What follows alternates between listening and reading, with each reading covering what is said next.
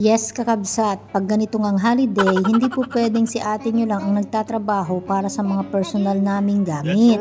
Siyempre, dapat hati kami sa trabaho. Kasi nga siyempre, dalawa naman kami eh. Bakit ang babae lang ang kikilos para sa inyong dalawa, di ba? So madalas, ako po talaga naglilinis ng bathtub tsaka toilet namin. Kasi nga po, si kuya nyo, nadugyot, di pa nagdalus na. Para po sa mga hindi nakaintindi, big sabihin hindi po maayos yung paglilinis ni kuya nyo dyan sa toilet namin, kaya it end up pag siya ang naglilinis, naiinis lang ako. Kaya ako na lang ang gagawa. Everyday naman po kaming naglilinis ng kwarto tsaka toilet namin, kaya hindi po siya gaanong madumi. Tsaka bago po kami matulog, sinisigurado kong nalinis ko yung toilet bowl tsaka yung sink. Kasi po, pag nag-toothbrush, ayaw kong meron yung mga toothpaste dun.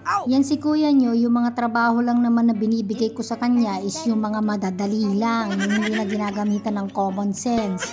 Kasi kapag inutusan ko yan, bukod sa siyam-siyam na, talaga namang hindi maayos ang trabaho niya. So mag-e-end up lang kami mag-aaway.